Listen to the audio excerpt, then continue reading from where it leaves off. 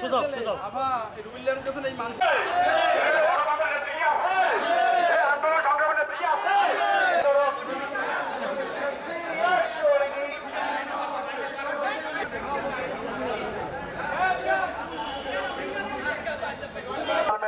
তারেক রহমান কর্তৃক